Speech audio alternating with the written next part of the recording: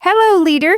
Today's guest joined our coaching calls from Australia at 3 a.m. because she was determined to expand her leadership skills and build a strong team.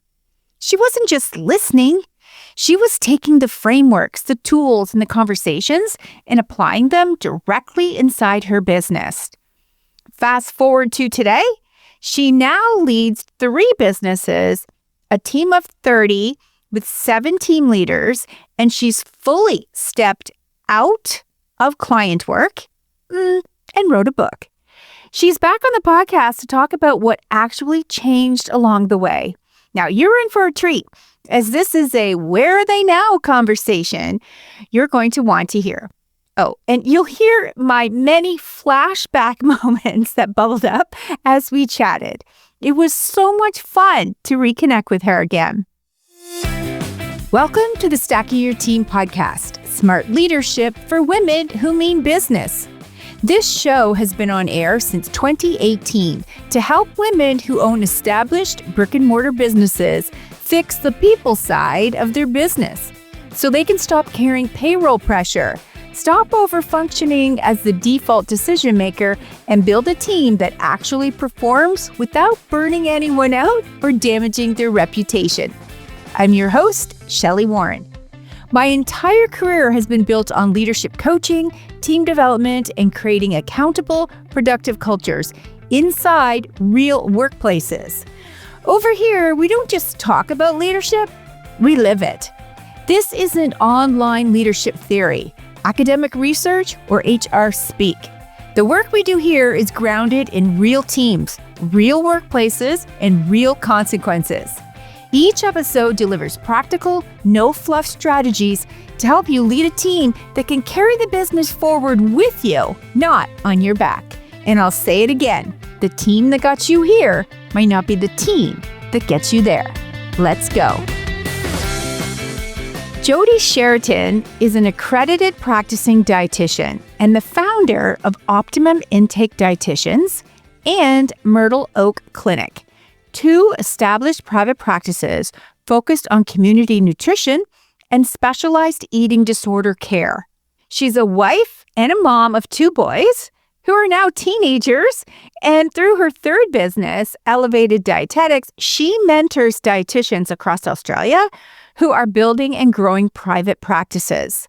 She's also the author of The Confident Dietitian, a book designed to help dietitians build sustainable and confident private practices.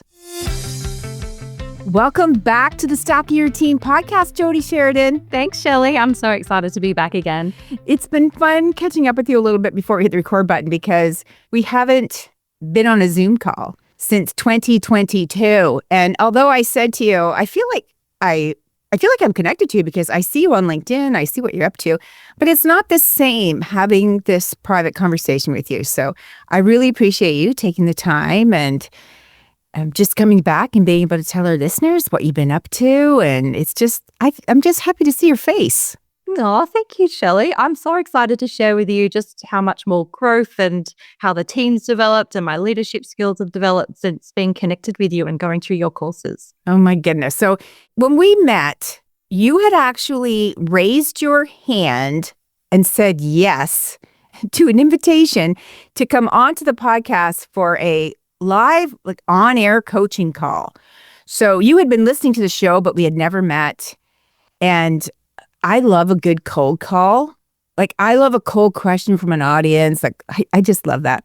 So I remember you came onto the show and we talked about how to develop one of your, to support your 2 key leadership team members that you had at the time. Now, they probably weren't called leadership team members at the time, but they were 2 women that have been on your team for a very long time, and you wanted to support them. And I remember nudging you to hire an assistant for them.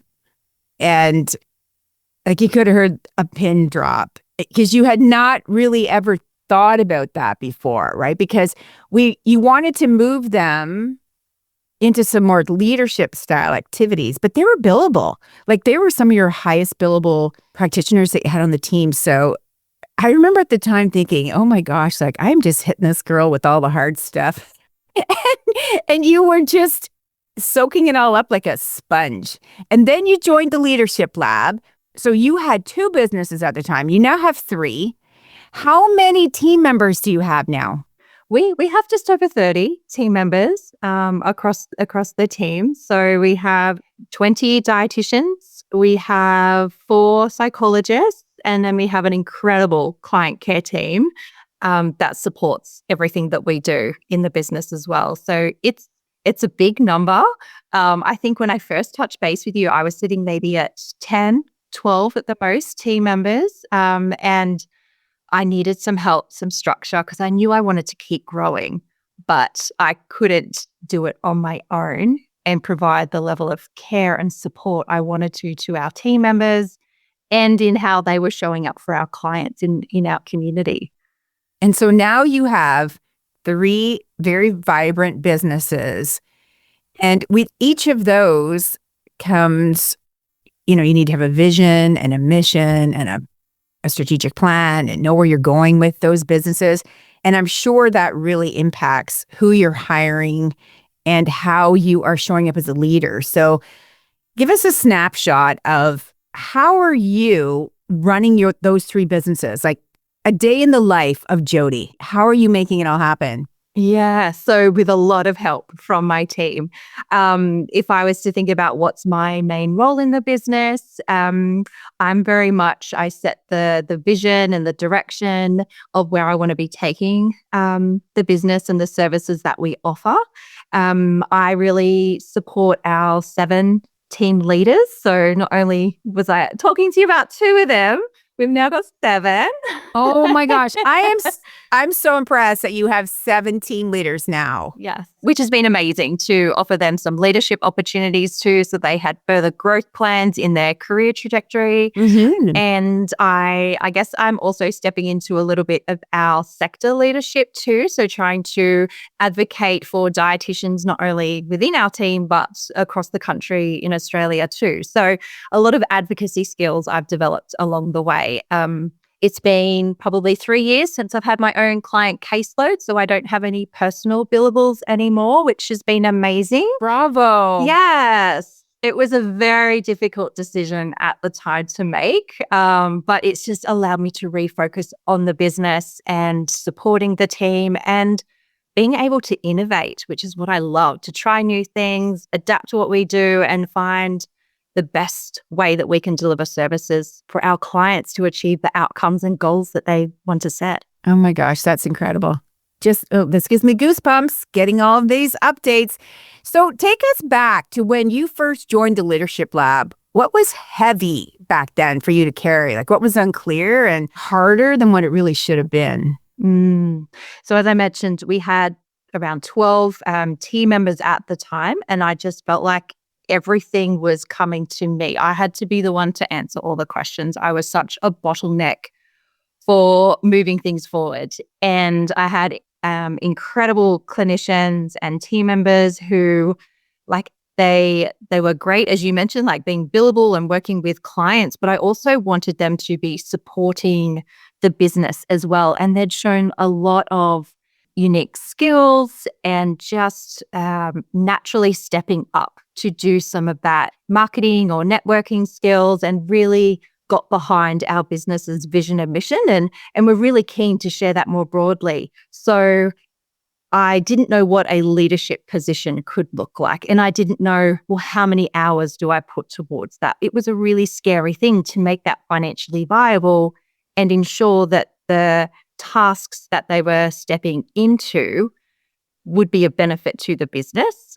And it also took a lot from me to step back and allow them to help me create these roles.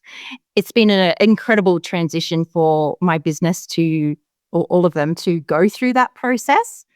I needed help with how do I hire. I remember after having your assistance, we went through a period of you were talking about hiring multiple people at a time to create a bit of a flow with that to save us time. So we're not doing 3 separate hires. We did 3 at once. And that felt very daunting. but we did it. And it was actually really great to have, they had that initial bond together, and we've done that time and time again. So yeah, it's been great to establish those team leader roles, and the members who are now in those positions love it. They love being able to provide supervision and mentorship for the newer team members coming in. It's working so well, Shelley. So thank you so much for helping me see what structures can be put into a business so that I could focus more on the business, and not be tied up in the weeds of making all the decisions all the time, because I have such skilled people who actually, they can also make decisions. It's not all on my shoulders. So that was a big mindset shift I had to make. It's so true. And I love seeing your face light up when you talk about bulk hiring. I've always been a fan of bulk hiring just because it feels like an initial big output, like at the beginning of it, but it is so worth it because of it's actually less of a drain on the organization because you're doing it once for multiple people. So I love to see that.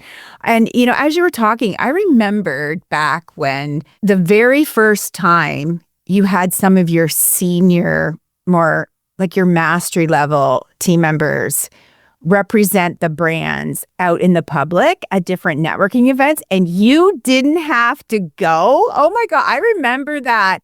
And they had pictures of themselves and videos with the booth that they had set up, and they were doing these like live and interactive engagements with people all day long, converting that curiosity into paying clients. And you lit up like a Christmas tree because you realized it didn't need to be an additional obligation for you to follow through on as the CEO of the businesses. You had very competent people who, like I say all the time, the people closest to the work know the most about the work. And therefore, they were just perfect and prime to be out there in the community and feeling very proud and accomplished to be able to represent the brands. And I remember how excited you were about not having to be there. I remember I had specifically called you up and said, Shelley, I need a one-on-one session, because that's it. We'd set it up perfectly. The team executed perfectly.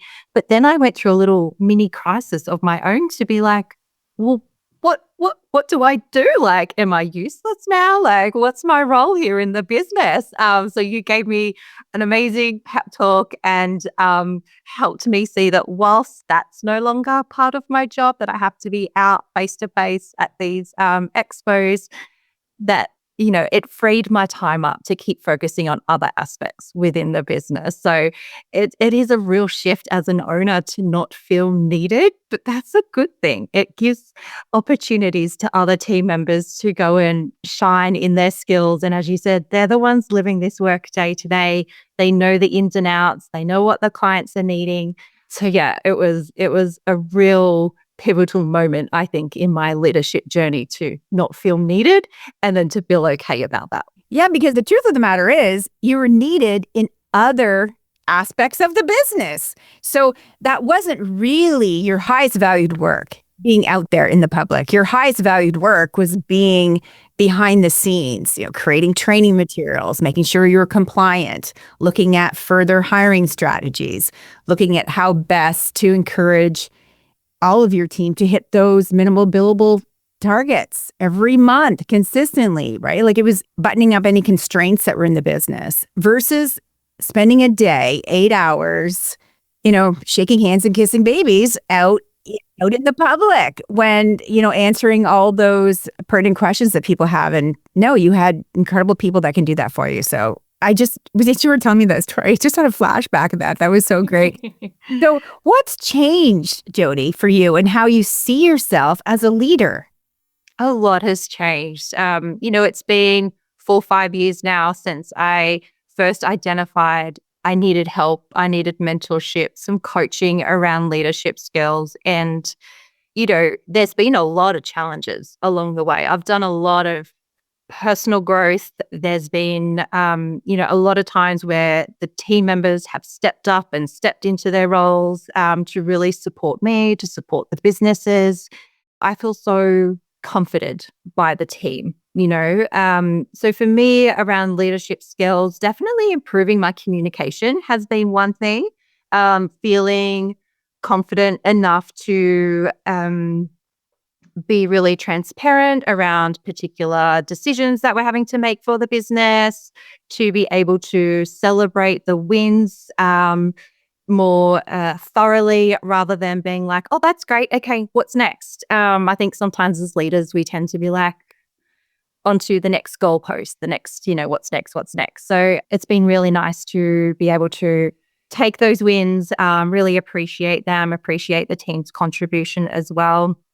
I've been able to find more of a voice from my experiences with being in leadership, experience being in business and private practice as a dietitian, to go on and provide coaching and mentoring for other private practice dietitians. So in that third business that I started 3 years ago, Elevated Dietetics, that's, I guess, a little passion project of mine where I've been able to support dietitians to, see their value and to be able to step into their own way of working with clients and to support that, which for me is all about impact. I think what really wanted me to grow a team is so that I could have further impact with more people rather than who I could just see on my own one-to-one. And so being able to support other dietitians across the country has just allowed me to support them to go on and make a difference in other people's lives too. So I guess my picture, my view of my impact personally as a human and as a dietitian has definitely broadened that scope. And it's also allowed me to step into other challenges, such as writing a book. I'm now an author, which still seems really interesting to say. But yeah, really excited that I've been able to produce something as a resource for up-and-coming dietitians into the private practice space. So the Confident Dietitian is my passion project. And so proud of that and everything I've been able to achieve so far. Well, I've been impressed because, in preparation of having you back, I went and did a little bit of data mining, I like to call it. And I visited your business coaching website, and it was very apparent to me that with those dietitians who want to start their own private practice, you are there to be the one to realistically guide them through the process of developing a profitable private practice. So you're bringing the goods, you're bringing the experience in a very kind way. Well, here's how we do this. Here's how we're going to do this. Here's what our next step will be. And I just think that's incredible. When you think about the amount of small business owners that are out there that don't have quality guidance, yeah, it just brings tears to my eyes. And then I also went and had a look at your other websites, and I see that the amount of guidance that you're providing to those young dietitians that are joining a private practice is outstanding, Jodie. I mean, I dove through all of that. It is very comprehensive. It's very you're very much showing them how to hit the ground running with an impact. Thank you. And also giving them some guardrails, so they're not running rogue. But you're there to encourage them to keep going forward, and also being very realistic about here's what's going to be hard. Yes. And here's what's going to be a little scary for you. And here's why we talk about minimal billable hours. Here's what it really means to work at a place that's considered profitable so the doors continue to stay open. I love all that practical grounding that you're providing your newest team members that come and join your brand, because I think if there's anything that's missing in the onboarding story in the world of small business, that's it. I mean, it's very prevalent in corporate. I mean, very. But in the world of small business, that is the biggest gap that I see. It's all that backstory and guidance where you're pushing people forward versus coddling them and holding their hands. And there's a big difference in the approach to that, but you get it, Jodie.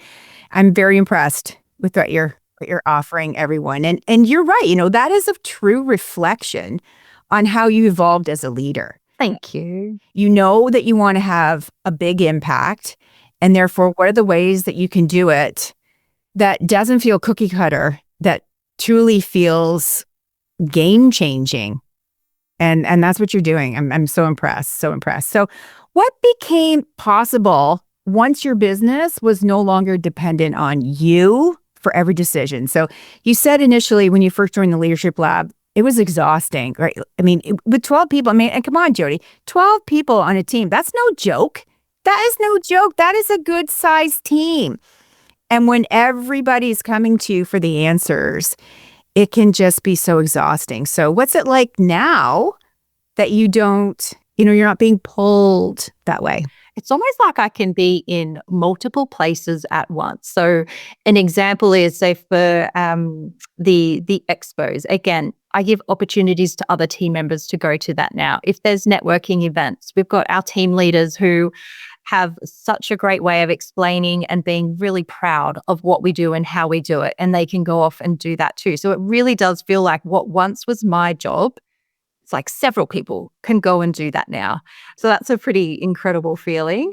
I've really enjoyed being able to build trust in others. I think as clinicians or as business owners, we think that we're the only ones that can do a particular task. So even for administration, initially I was like, oh, surely I'm the best person to be answering the phones. I know what a dietitian does. I know what the clients can expect. But all these things are teachable. They're systems. And I think going through that Leadership Lab helped me see that I can systematize things and document and have procedures. And then as new team members come in, they can follow along step by step with the language that reflects our brand and our values. And other people are given that opportunity to fill that role. So I think there's a lot of changes that have happened with me just being able to step back and out of things, to really look to where can we develop further, what grants can we apply for, what funding models are we going to work with, what additional services can we offer, which has led to us growing to 30 plus employed team members versus the 10 to 12 that I had at the start, which I couldn't do if I was still answering phones or if I was seeing all the clients. It's so true. Like we really do need to step back and make a conscious, deliberate decision on what is our highest valued work. And it's not the day-to-day. It's really not the day-to-day. And I just had another flashback. Remember the time? It must have been COVID or coming out of COVID, but you had a lot of people were sick. It was, I think COVID had moved on, but there was a lot of that like reoccurring. Yes. Like long COVID, I guess we called it back then, was this long COVID. And I remember one time you were telling us that your receptionist was going to be out for like a week. And everyone was sick. So you had to step back into that front desk role. And you hadn't been there in so long. And so much has changed, right? Because you gave the ownership, rightly so, to the front desk team, to the admin team, to set up the systems and the processes and everything. And it hit you like, wow, I really don't know how this is all operating now. I know. So you had to have like a crash course on how to get back into this. Oh, okay, we do it this way now. Oh, okay, here's how we do this. Oh, okay, this is. And I still stuffed it up, Shelley. I still got things wrong. I mean, at the end of the day, the clients came in, they got seen.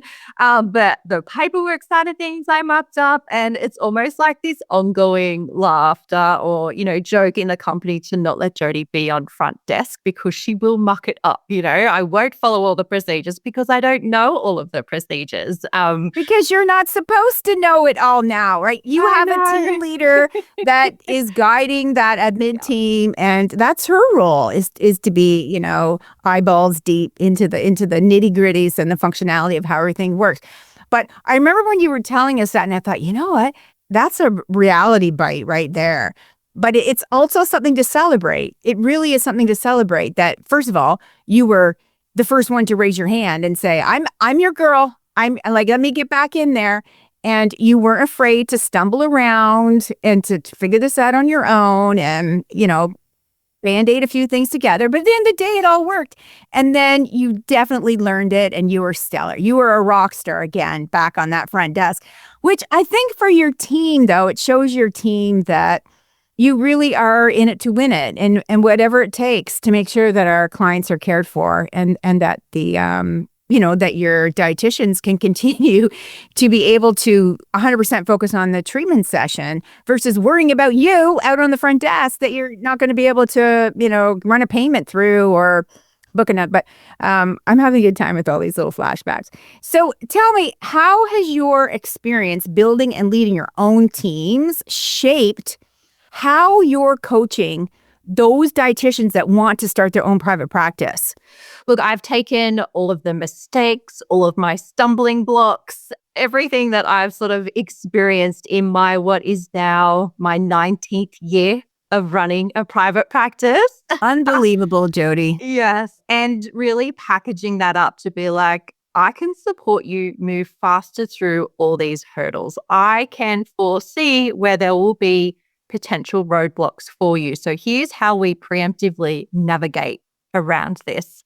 And I really honed through a lot of my own self-study, adapted and grown business skills from what would be in, other industries of business, what, might refer to as like hardcore business sort of strategies, and tweaked them to fit within the healthcare sector. Because at the end of the day, yes, we're a caring profession. We want to be serving our clients, and we still need to make that financially sustainable for us to continue to keep seeing these clients.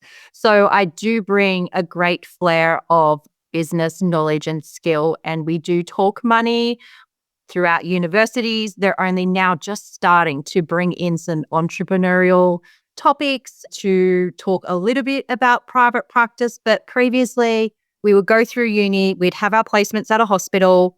No one would even talk about money. So when you start a private practice and you've got to set fees, you've got to take payments, you have people that say, oh, I can't afford it, or can you just invoice me and I'll pay you later? Right. There's so many additional skills to build beyond your clinical when you step into private practice. So that has been, I guess, my unique angle for supporting other dietitians within my coaching services. And you have all those stories So much that you can tell them about how you fell down, scraped your knees and got back up. And so now this is the system that we use. Or here, I learned this the hard way. I'm here to make this easier for you and to also save you time, energy, and just impact your well-being, because you can remember how stressful it was. Yes. Back in the early days. It's hard. So I am dying to know about your leadership team structure. So you said you have 7 team leaders. So, okay, if I was looking at your org chart right now, how do you have the team set up? In the director position. So again, I do all the vision and leadership directions at that level. Then we have our leadership team. So for each service model that we deliver, we have a team leader who then has probably 4 or 5 people that they support in the clinical client-facing roles.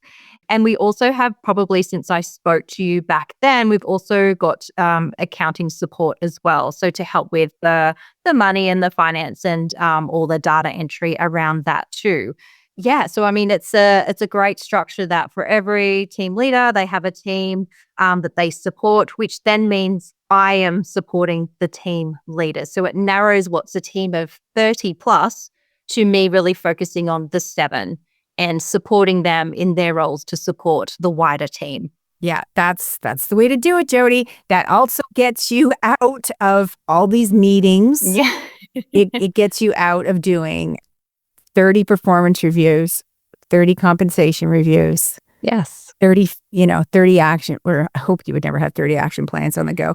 But any type of, feedback in terms of performance, it gets you out of that. And it gives you a more manageable group of people to significantly help nurture and develop their own leadership skills, because through proximity to you, they're getting your mentorship, which has that trickle-down effect, which really makes the world go round. So I'm so thrilled to hear that. So, Tiffany and I talk about you still, and we always say that you were a grade A student in the Leadership Lab, Jodie. I mean, everyone that comes to the Leadership Lab are incredible women. And I've also noticed that some people that come truly have that student mindset, where they look upon this almost like a university project. Like they're there to learn, apply. They're printing things out. They're making binders. They've got a calendar. There's a plan. They're just there to soak it all up. And they're really there to make sure that they apply what they've learned. And that is you, Jodie. That was you, gold star student, learned a tool, applied the tool. So I'm dying to know, like, what were some of the favorite things that you learned? And are they still, like, are you still maintaining anything? Yes, we still use all the systems, Shelley, that I learned through the Leadership Lab. And I just want to say that my level of commitment was I would wake up at 3 a.m. and joined the Leadership Lab group for all of your trainings. That's how committed I was to making sure that I was making the most out of my time with you and all the other leaders in the group. So we still use your compensation and performance review structures. We've implemented the 5R plans, and every position has a 5R plan document. What? For 30? Oh, yeah. Oh, my goodness. Yes. That is outstanding. Yes. Outstanding, Jodie. All 30 people have a very relevant, alive 5-hour work plan. Updated. Yeah. 5-hour work plan. Yeah. I guess the business structure that we just spoke about before as well, you really helped me see the ideal number of people who report to you and that you support back as well. So there's just been a huge amount of resources that we've used and implemented, and even the language as well. I think a real benefit to me was to have one of our the earliest team leader to also be able to be taught by you as well in her support group alongside me, so that we had a shared language together that we could both use when rolling out these systems and procedures and ideas to the wider team. It wasn't just my voice. I had a secondary voice as well, which was a huge support when we were trying to, how would this work in our business and what tweaks do we need to make? And it was great just sharing with the rest of the cohort that I was with as well. And I still follow some of those women online and see, how much they've thrived in their leadership as well. So it was an amazing experience. So thank you, Shelley. Oh my gosh. Well, we remember you would come onto the calls, and as you said, it was 3 a.m. and you'd be in your pajamas and trying to be quiet so you wouldn't wake up your little boys, because your boys were quite a bit younger at the time. Yes. But on the days of the calls, that 3 a.m. start gave you it was like a container, right? Like you were able to kind of come out of your cocoon from your bed, crawl down into your home office, grab yourself a hot beverage, and then get on the call and then be able to really engage in what was going on. And then you'd crawl back into the cocoon for a little bit longer before the boys were up. And I remember we were all so impressed with your dedication to it. And it was just really phenomenal to see you just pay attention. Like you were committed to that for sure. I remember when you were talking about your first team leader there, that we had her in the team leader program. And I remember you were so giddy about, because she would use terms, like she'd say drumbeat. And I remember you saying to me, she said drumbeat today. Yes. And we had a conversation in our one-to-one about what drumbeats need to get implemented. And in my mind, I'm just like, winning, winning, winning. You are just winning all around, Jodie, and you still are winning. You're such a winner. Thank you, Shelley. It's not all smooth sailing. Like there is a lot of work that goes into it, but once you have structures in place and a lot of the templates are like 90% done for you, it's just a matter of putting your own wording or values into it to really make it feel like it's your own company's. But so much of it was already done, and then you supported us to tweak it to make sense for our individual businesses. Well, it's been an absolute pleasure getting to know you. And the other thing I'm having a flashback about is Jodie Ginsburg you were able to meet up together in Australia because she was going there to speak at a conference. And so you, again, fully committed to this, Jodie. I did. Get in the car and drive over there and attend her event so that you can see each other. I know. That was so special. And I remember you had photos of the two of you together, and we were so jealous that you guys were able to meet each other in Australia.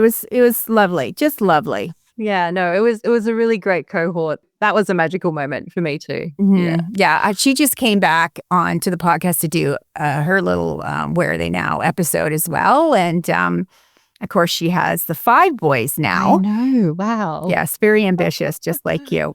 Is there anything else that you want to share with us about, if you were to give someone some encouragement about, when they have the realization that they need a step change in terms of their own ability to lead. And even for a lot of people that come and join the Leadership Lab, they have a hard time even calling themselves a leader. They're comfortable calling themselves a business owner. And of course, whatever their profession is. Yes. And then some of them are getting more comfortable with calling themselves CEOs. But I find the bigger leap is to be able to acknowledge that they are a leader and to use that term when they describe themselves. So any words of wisdom to help more women get over that hump or that hill to call themselves a leader? I think perhaps it's about whatever your definition or your vision of what a leader should be. And for me, it was probably, if I think of initially, leader, it was like, well, they know everything. They always get it right.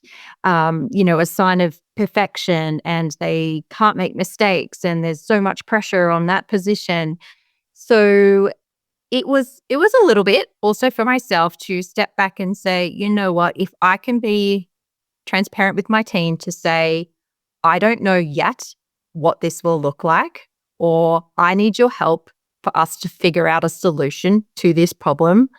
To me, that's what felt like being a leader, is the one that can see my head was up out of the nitty-gritty day-to-day, and I could see what was sort of coming in the future. And I was like, okay, I foresee that this is going to be an opportunity, so let's work on this now. Or I see that this could be a potential issue for us, so let's do some problem solving now. So as a leader, your head is more up and looking out rather than being head down and stuck in the day-to-day. And so for me, I brought the team along with me.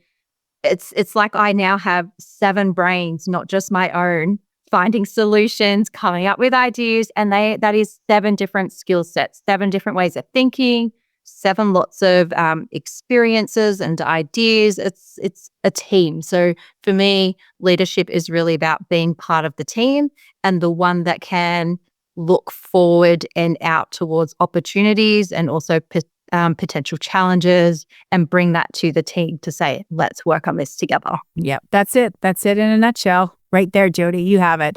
So tell our listeners, how can they stay connected to you, and where can they get their hands on your book? Yeah. So The Confident Dietitian is available through Amazon, so you can look that up. And you can best find me on LinkedIn as Jodie Sheraton, or through my business Instagram page, Elevated Dietetics. All right, we'll have all those links in the show notes, and I know people are going to be running right over there to continue to learn from you. I really appreciate you taking some time to connect with me today, Jodie, and I am just so thrilled for you. Thank you, Shelley. I am forever grateful for your support and leadership and coaching. And yeah, I still love listening to Stacking a Team podcast. Thank you. Thanks, Shelley. What I appreciate most about Jodie's journey is that none of it happened by accident.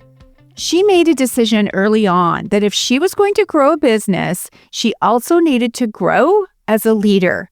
And she treated that growth with the same discipline she brought to her clinical work. Her impact has significantly grown across her businesses and within her industry, and she's been able to step fully out of treating clients. That kind of evolution doesn't happen because she worked harder.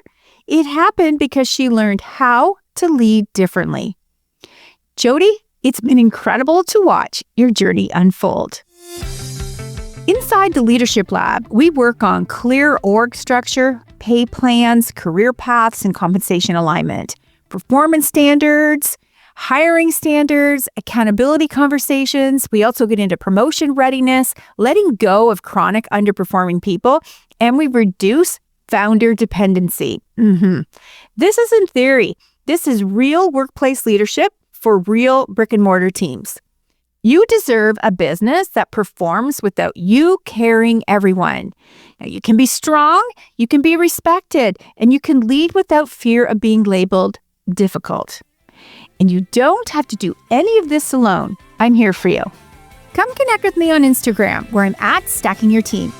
This is Ellie. Come back next Tuesday. My Mimi will have another episode for you.